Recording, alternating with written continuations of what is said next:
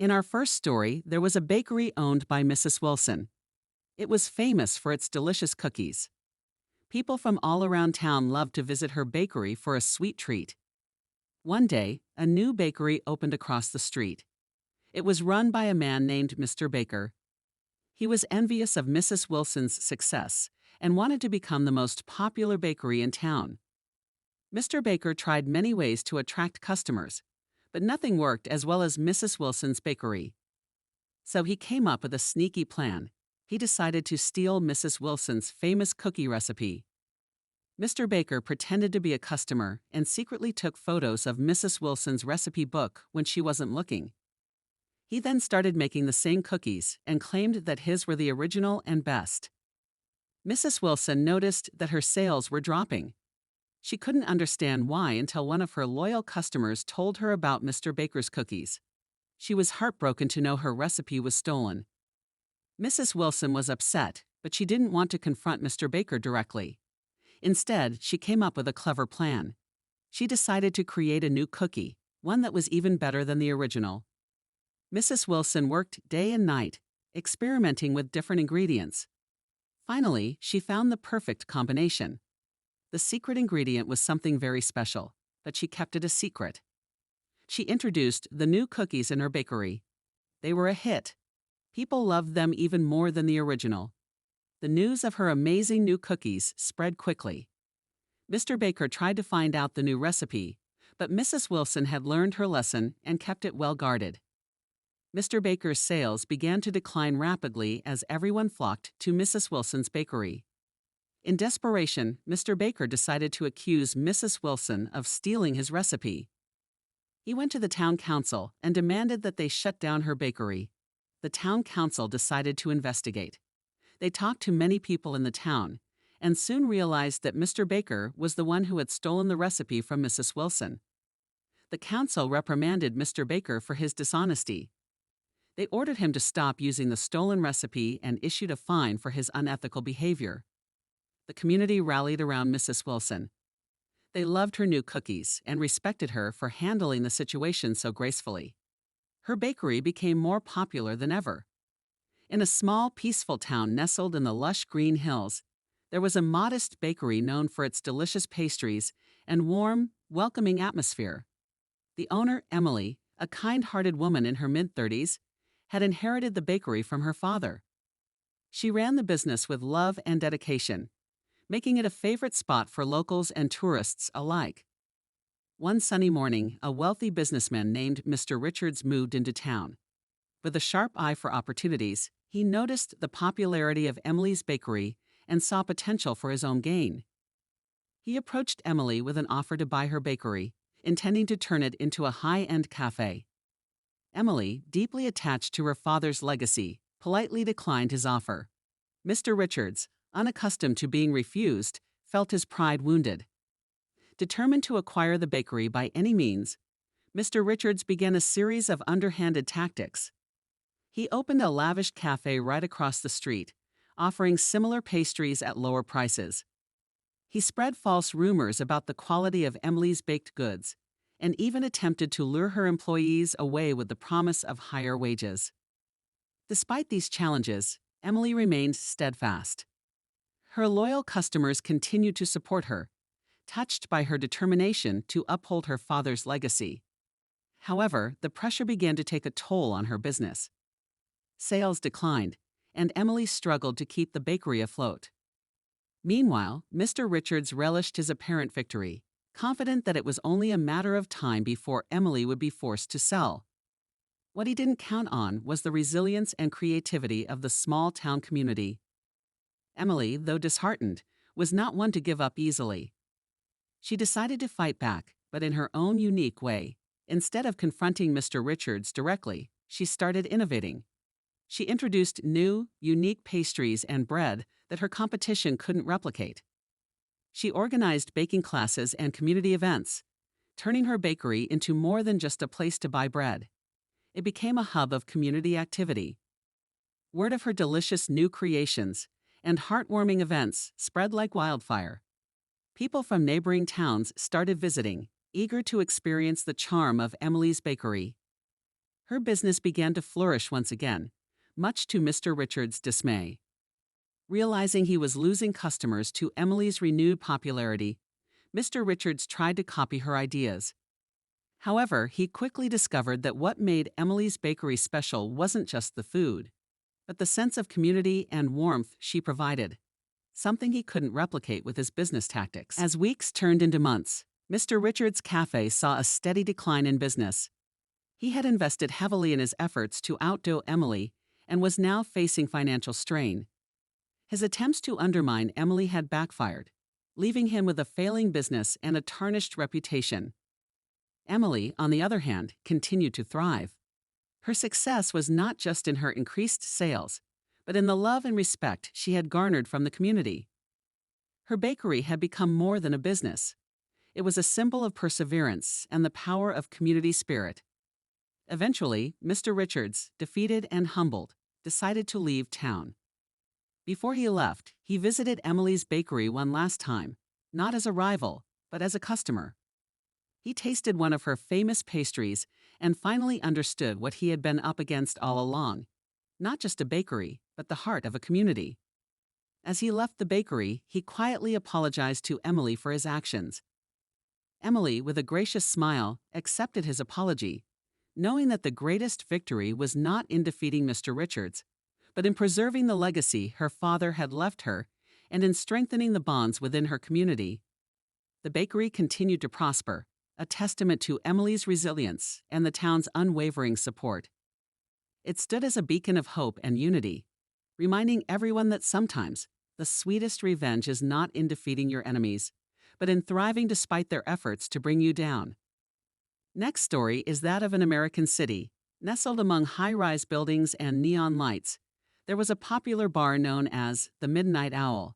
The owner, Jack, a friendly and hardworking man in his early 40s, had built the bar from the ground up. It was his pride and joy, known for its lively atmosphere, excellent drinks, and the sense of community it fostered among its patrons. One evening, a new customer, whom we'll call Mike, walked into the Midnight Owl. Mike appeared to be a well-to-do businessman, wearing a sharp suit and carrying an air of confidence. He quickly became a regular, but not for the right reasons. Mike was rude and arrogant, often belittling the staff and other customers. Despite this, Jack, known for his patience and good nature, tried his best to accommodate him, believing in treating all customers with respect. However, Mike's behavior worsened over time. He started running tabs he wouldn't pay, claiming he'd forgotten his wallet or that he'd take care of it next time. Jack, not wanting to cause a scene, reluctantly agreed, believing in the good in people. This leniency, however, only emboldened Mike. Things came to a head one busy Friday night when Mike, after having a few too many drinks, started a fight with another patron. Jack had no choice but to intervene and, for the safety of his other customers, asked Mike to leave and not return. Mike left, but not before vowing to get back at Jack for this humiliation. A few weeks later, Jack noticed a sudden drop in his regular customers. Puzzled, he soon discovered that Mike had been spreading false rumors about the bar, claiming it had health violations, served watered-down drinks, and that the staff were rude and unprofessional. These rumors were baseless, but they began to take a toll on the Midnight Owl's reputation. Determined not to let his life's work be tarnished by lies, Jack decided to take action. He didn't want to sink to Mike's level by starting a war of words, so he came up with a plan that was more in line with his values. Jack started by improving his bar even further. He introduced live music nights, hosted community events, and added a range of new, exciting cocktails to the menu. He also started a loyalty program for his regulars, offering discounts and special offers to thank them for their support. Next, he tackled the rumors directly. Jack gathered testimonials from his loyal customers and had his health and safety records publicly displayed to counter the false claims about his bar. He even invited a local food critic to review the Midnight Owl, resulting in a glowing article that praised the bar's atmosphere, service, and quality. Word of the bar's revitalization spread, and soon new customers started pouring in, intrigued by the buzz. The Midnight Owl was busier than ever, regaining its reputation as one of the best bars in town. Meanwhile, Mike's attempts to undermine Jack had begun to backfire. People in the community, aware of Mike's antics, started avoiding him. His reputation as a troublemaker grew, and he found himself unwelcome in many of the city's social spots. Jack's efforts had not only saved his business, but had also brought the community closer together. The Midnight Owl became more than just a bar. It was a symbol of resilience and the power of positive action. As for Mike, he eventually realized the error of his ways. One quiet evening, he returned to the Midnight Owl, not to cause trouble, but to apologize. Jack, true to his nature, accepted the apology with grace. He understood that people could change, and that holding onto grudges helped no one. The Midnight Owl continued to thrive, a testament to Jack's dedication and the community's support. It stood as a reminder that facing challenges with integrity and positivity can lead to not just success, but also to the betterment of those around you. Jack's story wasn't just about revenge. It was about rising above negativity and building something that brought people together in the best possible way. In the heart of a small American town, there was a quaint and cozy coffee shop named Bean There, Sipped That. The owner, Sarah, a woman in her late 30s with a warm smile and a passion for coffee, had turned her little shop into a beloved community hub. Known for its friendly vibe, delicious coffee, and homemade pastries, the coffee shop was a favorite among locals. One day, a customer named Tom started frequenting the shop. At first, he seemed like any other patron, enjoying his morning coffee while browsing through his phone. However, as time passed, Tom's true nature began to surface.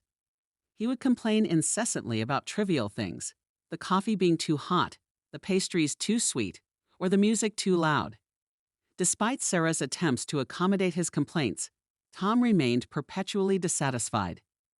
Tom's behavior escalated to leaving negative reviews online, spreading false stories about the coffee shop, and being rude to other customers. His actions started affecting the shop's reputation and Sarah's spirit. She had worked tirelessly to build a welcoming space for everyone, and it pained her to see it tarnished by one person's negativity. Determined not to let Tom ruin her dream, Sarah decided it was time for some creative problem-solving. Instead of confronting him directly, she embarked on a plan to not only counteract his negativity, but to elevate her coffee shop to new heights. Sarah began by revamping her menu, introducing a range of specialty coffees and organic pastries. She hosted coffee tasting events, inviting local coffee enthusiasts to try her new offerings and provide feedback. These events were a hit, creating a buzz around her shop and bringing in a wave of new customers. She also launched a Pay It Forward initiative, where customers could pre-purchase coffee or pastries for those in need. This initiative not only helped those less fortunate, but also fostered a sense of community and goodwill among her patrons. To address the negative reviews, Sarah encouraged her regulars to share their genuine experiences online. The influx of positive reviews soon drowned out Tom's baseless complaints. Additionally, she partnered with other local businesses for cross-promotion, further expanding her customer base. As Bean There, Sipped That regained and even surpassed its former popularity, Tom's attempts to undermine the shop seemed petty and insignificant. His influence waned, and he eventually stopped coming to the shop altogether, as the warm, inclusive atmosphere was no longer a place where his negativity could thrive. The coffee shop's success reached new heights, becoming more than just a place for coffee. It was a community center, a place where people came together, supported each other, and shared good times. Sarah's approach to handling a difficult situation not only saved her business, but also strengthened the bonds within her community. In the end, Sarah's story was not about revenge in the traditional sense. It was about meeting negativity with positivity, about turning challenges into opportunities for growth, and about the power of a community coming together. Being There, Sipped That stood as a beacon of positivity, a place where a good cup of coffee meant more than just a caffeine fix. It symbolized resilience, community, and the sweet taste of triumph. Once upon a time, in a small school, there was a teacher named Mrs. Smith and a student named Lily. Lily was a bright and curious girl, But she often found herself in trouble because she asked too many questions and sometimes challenged the teacher's explanations. One day, Mrs. Smith gave the class a tricky math problem. Lily, excited, solved it in a different way than Mrs. Smith had taught. When Lily showed her method to the class, Mrs. Smith felt embarrassed and scolded Lily for not following her instructions. Feeling unjustly treated, Lily decided to take a kind of pro-revenge. She didn't get angry or upset. Instead, she decided to study even harder. She read more books, practiced more problems, and even started a study group with her friends to discuss complex topics. A few weeks later, there was a school-wide math competition. Mrs. Smith, assuming Lily would struggle, didn't pay much attention to her. To everyone's surprise, Lily not only participated, but won the competition with flying colors, showcasing her unique problem-solving skills. The principal praised Lily for her achievement. Mrs. Smith, who was there, realized that she had underestimated Lily. She felt ashamed of how she had treated her. The next day, Mrs. Smith apologized to Lily in front of the whole class. She admitted that she had learned an important lesson about respecting different ways of thinking and encouraged her students to always be curious and innovative. Lily, with a smile, accepted the apology. She felt proud not just because she had won the competition, but because she had stood up for herself in a positive and constructive way. From then on, Mrs. Smith and Lily developed a great relationship. Mrs. Smith started to appreciate different perspectives, and Lily continued to thrive in her studies, knowing that being different was not only okay, but it was also a strength. And so, Lily's pro-revenge turned out to be a lesson for both her and Mrs. Smith, showing that patience, hard work, and understanding can lead to wonderful outcomes.